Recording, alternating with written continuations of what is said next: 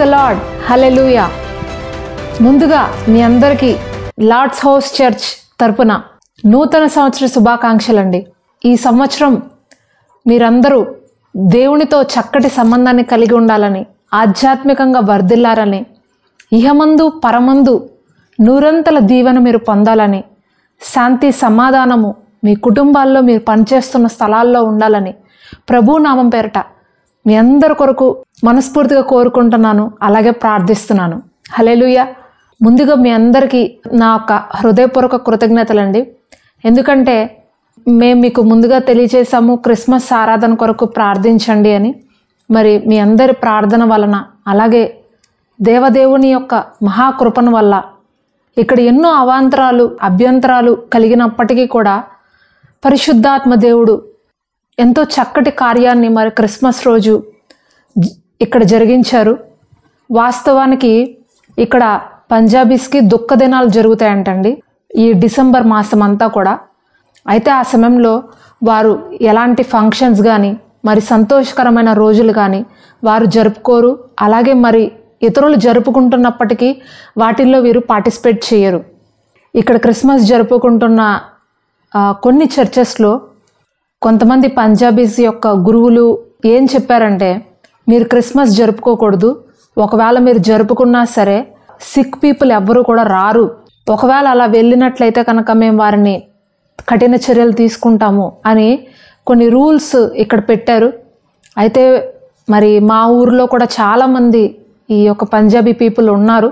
అక్కడ కూడా క్రిస్మస్కి వెళ్ళకూడదని ఎన్నో అడ్డంకులు, అవాంతరాలు వచ్చినాయి. క్రిస్మస్ జరపకూడదు అని కూడా ఎన్నో ఆటంకాలు వచ్చినాయి. అయినప్పటికీ దేవదేవుని మహాకృపను బట్టి మీ అందరి ప్రార్థన వల్ల ఇక్కడ ఎన్ని ఆటంకాలు వచ్చినా, ఎన్ని అభ్యంతరకరమైన పరిస్థితులు కలిగినప్పటికీ పరిశుద్ధాత్మ దేవుడు తన యొక్క గొప్ప కార్యాన్ని ఇక్కడ జరిగించేలాగా, ఆ రోజు ఆరాధన చక్కగా జరిగేలాగా మరి మాకు ఎంతగానో సహాయం చేశారు ఇక్కడ. అలాగే న్యూ ఇయర్ సర్వీస్ కూడా, వాచ్ నైట్ సర్వీస్ కూడా మేము జరిపించాము దేవుని యొక్క మహాకృపను బట్టి. అందును బట్టి మీ అందరికీ పేరు పేరున నా హృదయపూర్వక కృతజ్ఞతాస్తుతులు చెల్లిస్తున్నాను. హల్లెలూయా. మరి ఈ నూతన సంవత్సరం కొరకు ఒక వాగ్దానంతో కూడిన సందేశాన్ని మీకు తెలియచేయమని పరిశుద్ధాత్మ దేవుడు నన్ను ప్రేరేపించారు. అయితే ఆ వాగ్దానంలోనికి వెళ్ళే ముందుగా నా చిన్నప్పుడు జరిగిన ఒక చిన్న అనుభవాన్ని నేను మీతో షేర్ చేసుకోవాలనుకుంటున్నానండి. నాకు ప్రతి సంవత్సరం బర్త్డే వచ్చినప్పుడు మా డాడీ దగ్గరికి వెళ్ళి, డాడీ నాకు బర్త్డే వస్తుంది, నాకు మరి డ్రెస్ కొనుక్కుంటాను, డబ్బులు ఇస్తారా అని అడిగేదాన్ని. నాకు ఎవ్రీ ఇయర్ నా బర్త్డేకి మాత్రమే మా ఇంట్లో కొత్త బట్టలు కొనిస్తారండి. అలాగే వాడుక చొప్పున మా నాన్నగారి దగ్గరికి వెళ్ళి, డాడీ నాకు ఇలాగా బర్త్డే వస్తుంది, నాకు డబ్బులు ఇస్తారా అని అడిగినప్పుడు ప్రతి సంవత్సరం నాకు మా డాడీ ఒక 300 రూపీస్, 300 రూపాయలు మాత్రమే ఇచ్చేవారు. ఆ 300 రూపాయలు తీసుకువెళ్ళి మా అమ్మగారి దగ్గర ఇచ్చినప్పుడు నేను చెప్పేదాన్ని, అమ్మ ఏంటమ్మా 300 ఇచ్చారు, ఈ 300తో ఏం డ్రెస్ వస్తుంది నాకు అని చెప్పినప్పుడు మా అమ్మగారు అనేవారు, నేను ఇంకో 200 వేసి 500తో ఒక మంచి డ్రెస్ని కొనిస్తాలేవే, నువ్వు పద మన ఇద్దరం కలిసి షాప్కి వెళ్దామని చెప్పి నన్ను తీసుకువెళ్ళేవారు.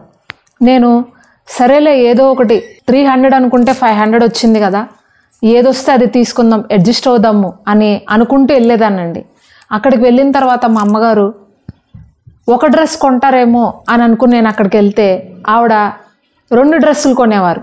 అదేంటమ్మా 2 డ్రెస్సులు కొన్నావు, డాడీ నీకు ఒక డ్రెస్ కొనడానికే డబ్బులు ఇచ్చారు కదా అంటే మా అమ్మ అనేది, నీకు సర్ప్రైజ్ ఇద్దామని నేనేం చెప్పలేదు, ఇదిగో తీసుకో, నీ బర్త్డేకి ఈ 2 డ్రెస్సెస్ వేసుకో అని చెప్పి నాకు ఇచ్చేవారు. మా నాన్నగారు నాకు ఇంకా జ్ఞాపకం ఉంది, నా డిగ్రీ ఫైనల్ ఇయర్లో కూడా 300 ఇచ్చేవారండి. ఆయన ఒక అమౌంట్ మనసులో పెట్టుకున్నారు, అంతే ఇచ్చేవారు. అంతకు మించి ఒక 1 రూపీ కూడా ఆయన ఎగస్ట్రా ఇచ్చేవారు కాదు. అయితే మా అమ్మగారు మాత్రం కొంత డబ్బు ఆవిడ సేవ్ చేసుకొని, నేను బాధపడకూడదని, నాకు ఇది లేదు అని నేను షేమ్గా ఫీల్ అవ్వకూడదు నా ఫ్రెండ్స్ దగ్గర అని ఆవిడ కొంత డబ్బు దాచి నాకు ప్రతి సంవత్సరము ఒక 2 జతల బట్టలు కొనిచ్చేవారు. ఈ యొక్క అనుభవాన్ని నేను మీతో ఎందుకు షేర్ చేసుకుంటున్నానంటే, కన్న తల్లిదండ్రులు మనం బాధపడకూడదని, మనము ఇతరుల ముందు షేమ్ అవ్వకూడదని చెప్పి, మనము అడిగి ఊహించిన దానికన్నా కూడా మనం ఒకటి అడిగితే వారు దానికి ఇంకొంచెం యాడ్ చేసి, దాన్ని ఇంకొంచెం భర్తీ చేసి మన కళ్ళల్లో సంతోషం చూడాలని, మన పెదవుల మీద చిరునవ్వులు చూడాలని వాళ్ళు కష్టాన్ని మనకి ఇస్తారు. దాంట్లోనే వాళ్ళు సంతోషాన్ని వెతుక్కుంటారు. అయితే మరి మన పరమ తండ్రి మన సంతోషం కోసం, మన హృదయంలో వచ్చే ఆ కృతజ్ఞత కోసము ఆయన ఇంకెంతగా మనల్ని సర్ప్రైజ్ చేస్తారు, ఆయన ఇంకెంతగా మనల్ని ఆశ్చర్యపరుస్తారు. ఈ 2024 సంవత్సరం మీ జీవితాల్లో పరిశుద్ధాత్మ దేవుడు సర్ప్రైజ్ చేయబోతున్నారండి. ఆశ్చర్యకరమైనటువంటి పరిస్థితులు మీ జీవితంలో మీరు ఎదుర్కొంటారు. మరి ఈ సంవత్సరం ప్రభువారు మీకు ఇచ్చే వాగ్దానం ఏంటో చూద్దాం రండి. ఎఫెసీయులకు రాసిన పత్రిక 3వ అధ్యాయము 20-21 వచనాల్లో ఈ విధంగా రాయబడింది. మనలో కార్యసాధకమైన తన శక్తి చొప్పున మనం అడుగు వాటన్నింటికంటే, ఊహించు వాటన్నింటికంటే అత్యధికముగా చేయ శక్తిగల దేవునికి క్రీస్తేసు మూలముగా సంఘములో తరతరములు సదాకాలము మహిమ కలుగునుగాక. ఆమేన్. దేవుని వాక్యం ఇలాగ రాయబడింది. మనము అడుగు వాటన్నిటికంటే, ఊహించు వాటన్నింటికంటే అత్యధికముగా చేయగల దేవునికి తరతరములు మహిమ కలుగునుగాక. ఆమేన్. ఈ వాగ్దానము మీ జీవితాల్లో అక్షరాల నెరవేరాలని నేను మనస్ఫూర్తిగా కోరుకుంటున్నానండి.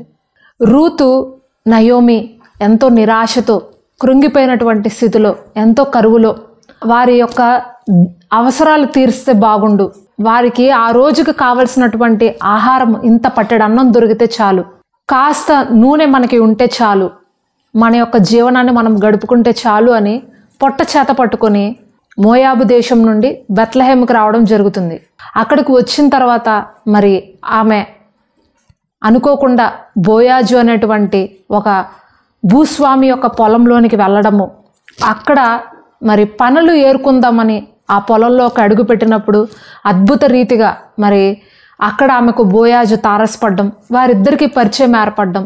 మరి బోయాజు గత కాలంలో ఈమె చేసినటువంటి ఈ త్యాగము, ఆమె చేసినటువంటి సమర్పణ, మరి తన యొక్క జన్మభూమిని, ఉన్న దేశాన్ని, తన యొక్క సాంప్రదాయాలని, లాభకరమైనటువంటి పరిస్థితిని అన్నిటినీ విడిచిపెట్టి తన భర్తను కోల్పోయినా సరే తన అత్తగారిని మాత్రం విడిచిపెట్టకుండా తన అత్తగారి దేవుణ్ణి తన దేవుడుగా భావించి, మరణం తప్ప ఏది కూడా నిన్ను నన్ను వేరు చేయకూడదు, నేను నీ వెంటే వస్తాను, నీ యొక్క మరణం వరకు నేను నీకు తోడుగా ఉంటాను అని తన యొక్క ప్రతి లాభాన్ని విడిచిపెట్టి తన అత్తగారితో కలిసి తనకు తెలియనటువంటి ఒక ప్రాంతానికి వచ్చి కష్టపడుతుంది అన్న విషయము బోయాజుకు తెలియబడుతుందండి.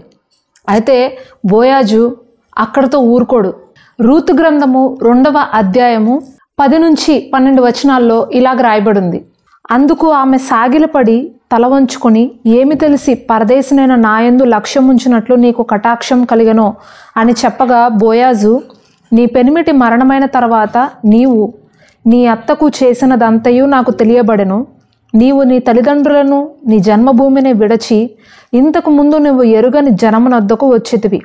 యెహోవా నీవు చేసిన దానికి ప్రతిఫలం ఇచ్చును. ఇజ్రాయేలు దేవుడైన యెహోవా రెక్కల క్రింద సురక్షితముగా ఉండినట్లు నువ్వు వచ్చేతివి. ఆయన నీకు సంపూర్ణమైన బహుమానం ఇచ్చును అని ఆమెకు ఉత్తరవిచ్చాను. హల్లెలూయా. ఇక్కడ వాక్యం సెలవిస్తుంది, బోయాజు ఆమెకు ఒక చక్కటి భరోసానిస్తున్నాడు. నువ్వు ఇంతకు ముందు ఎరుగునటువంటి ఒక ప్రాంతానికి వచ్చావు, నీ జన్మభూమిని, నీ తల్లిదండ్రులను, నీకున్న వాటన్నిటినీ విడిచిపెట్టి ఈ ప్రాంతానికి వచ్చావు కాబట్టి దేవుడు నీకు అత్యధికమైనటువంటి బహుమానాన్ని ఇస్తారు. నీవు యెహోవా రెక్కల క్రింద సురక్షితంగా ఉన్నావు, దేవుని యొక్క సన్నిధి నీ చుట్టూ ఉంటుంది అని ఆమెకు ఒక చక్కటి భరోసానిస్తాడండి. ఆ తర్వాత ఆమెకు బోయాజుకు వివాహం జరుగుతుంది. వారి ఇరువురు కూడా మరి చక్కటి సంతానానికి జన్మనిస్తారు. మరి వారి వంశావళిలో నుండే దావీదు మహాభక్తుడు రావడము జరుగుతుంది. అయితే ఇక్కడ ఒక విషయాన్ని నేను మీకు ప్రాముఖ్యంగా చెప్పాలనుకుంటున్నాను. ఇక్కడ పరిశుద్ధాత్మ దేవుడు ఆమె యొక్క బహుమానము అత్యధికమవుతుంది అని వ్రాయించాడు. ఈ విషయం కొరకు నేను కొద్ది సంవత్సరాల క్రితము క్షుణ్ణంగా ఆలోచించాను. ప్రభువా, ఈవిడికి నువ్వు ఎలాంటి బహుమానం ఇచ్చావయ్యా అని అడిగినప్పుడు పరిశుద్ధాత్మ దేవుడు నాకు ఒక చక్కటి వాక్యాన్ని కనపరిచారండి. మత్తయి సువార్త 1వ అధ్యాయంలో యేసుక్రీస్తు వారి యొక్క వంశావళి అక్కడ వ్రాయబడి ఉంటుంది. అందులో రూతు యొక్క పేరు కూడా వ్రాయబడి ఉంటుంది. మనము యేసుక్రీస్తు వంశావళి కనుక క్షుణ్ణంగా ప్రాముఖ్యంగా చదివినట్లయితే అందులో మరి అనేకమైనటువంటి పురుషుల పేర్లు వ్రాయడం జరుగుతుంది. ఈ వ్యక్తి నుండి ఈ వ్యక్తి వచ్చారు, ఈ వ్యక్తి నుండి ఈ వ్యక్తి వచ్చారని. కానీ మొత్తము ఆ ఒక తరాలన్నింటిలోనూ ఒక 5 స్త్రీలు మాత్రమే అక్కడ పరిశుద్ధాత్మ దేవుడు రాయించారు.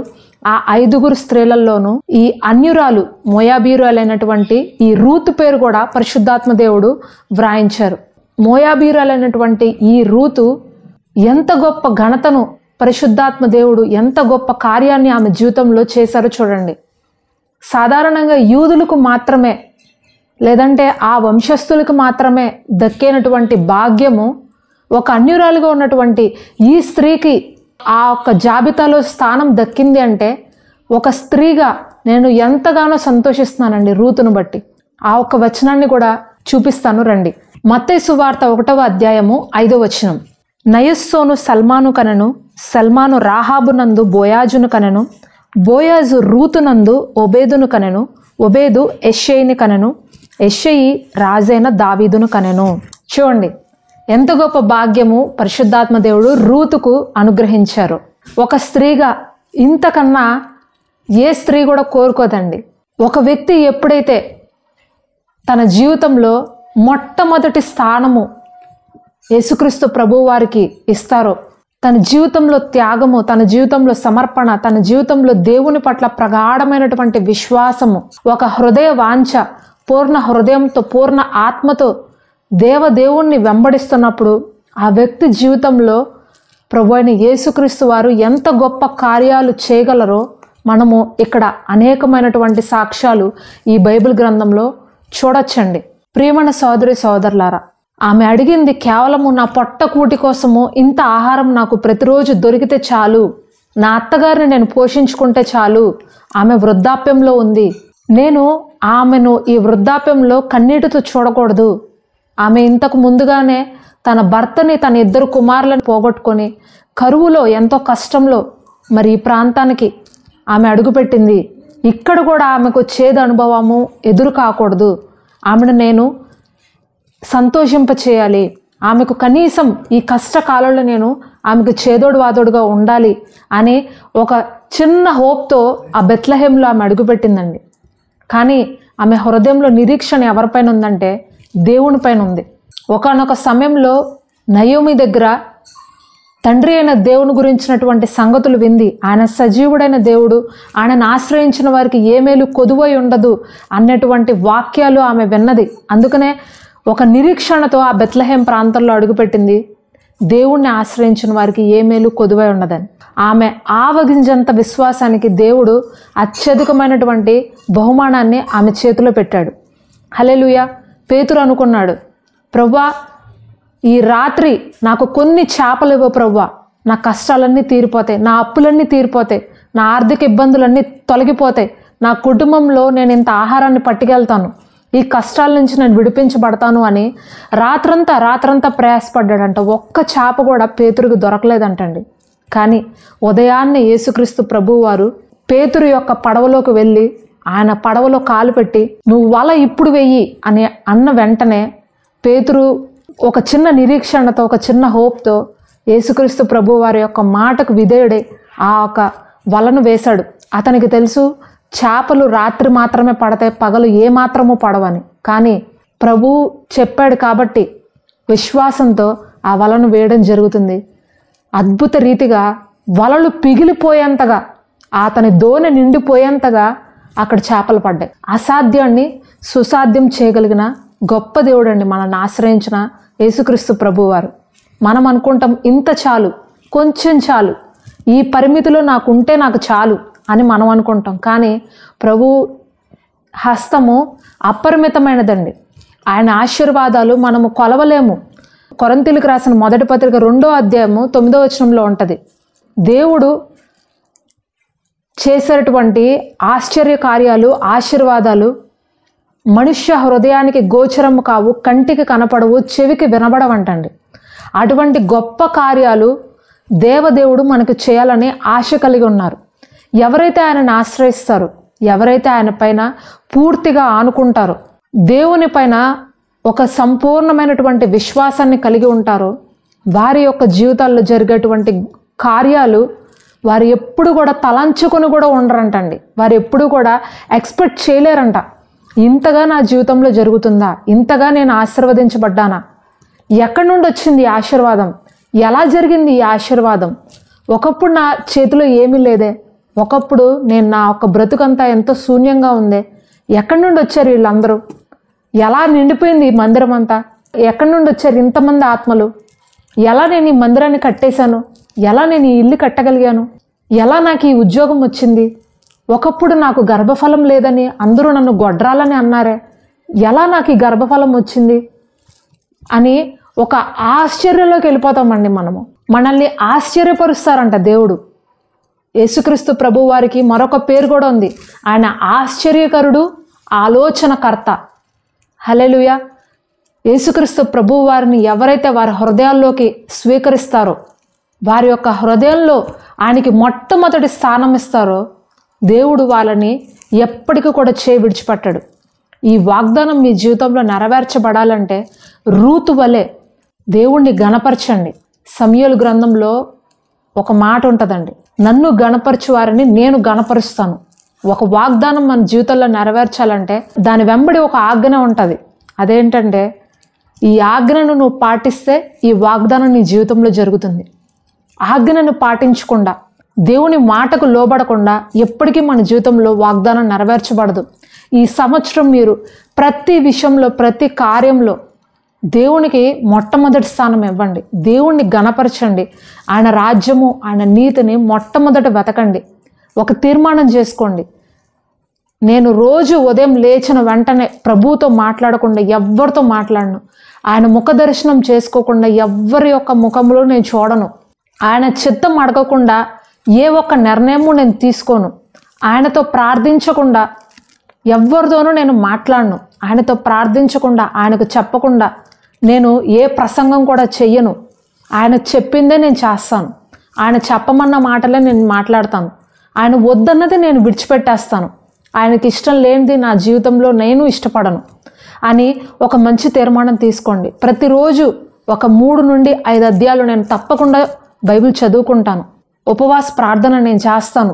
మందిరానికి మరి సంవత్సరంలో 52 వారాలు ఉంటాయి కదా, లేదా 53 వారాలు ఉంటాయి కదా, ప్రతి వారము నేను ఖచ్చితంగా మందిరానికి వెళ్తాను. ఎలాంటి ఆటంకం వచ్చినా సరే ఆటంకాలు అధిగమించి నేను మందిరానికి వెళ్తాను.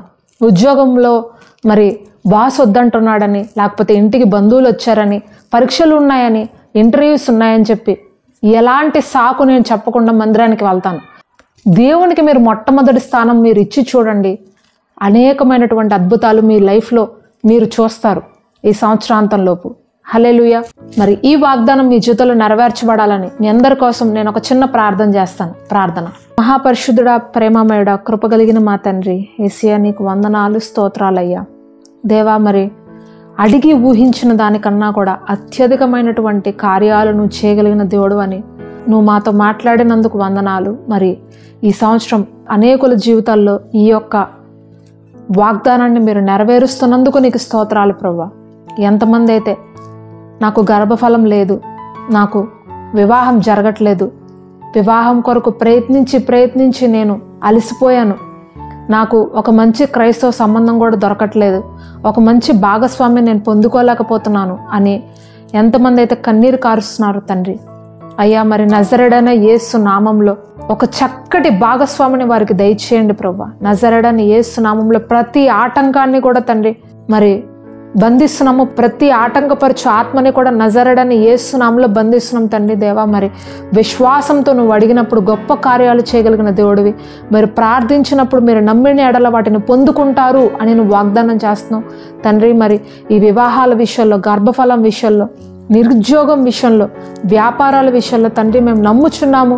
తప్పకుండా దేవా మరి ఈ సంవత్సరం ఈ సమస్యలన్నిటి నుండి విడుదల దయచేస్తున్నాం యేసు నామంలో, విడుదల ప్రకటిస్తున్నాం యేసు నామంలో. నా తండ్రి దేవా మరి ఈ ప్రార్థనలో ఏకీభవించిన ప్రతి ఒక్కరి జీవితాల్లో నూతన కార్యాలు జరిగిస్తున్నాం నజరేయుడైన యేసుక్రీస్తు అతి పరిశుద్ధ నామంలో. తండ్రి మరి ఈ నూతన సంవత్సరం ప్రతి ఒక్కరి జీవితాల్లో సంతోషాన్ని ఇవ్వండి ప్రభువా, సమాధానాన్ని ఇవ్వండి ప్రభువా. వారి యొక్క కన్నీటిని నాట్యంగా మార్చండి, వారి దుఃఖ దినములను సంతోషకరంగా మీరు మార్చండి దేవా. అవమానంతో దించబడిన వారి తలలు సంతోషంగా తిరిగి మరలా వారి తలలు ఎత్తబడును గాక యేసుక్రీస్తు అతి పరిశుద్ధ నామంలో. నా తండ్రి దేవా వారి కుటుంబాల్లో సమాధానాన్ని ఇవ్వండి, వారి కుటుంబాల్లో నెమ్మదిని ఇవ్వండి, వారి కుటుంబాల్లో శాంతిని దయచేయండి, వారు పనిచేసే స్థలాల్లో సమాధానాన్ని ఇవ్వండి, ప్రమోషన్స్ని ఇవ్వండి ప్రభా. తండ్రి మరి వారి యొక్క శాలరీస్లో హైక్ ఇవ్వండి ప్రభా. వారు పనిచేసే స్థలాల్లో వారిని అధికారులుగా మార్చండి ప్రభా.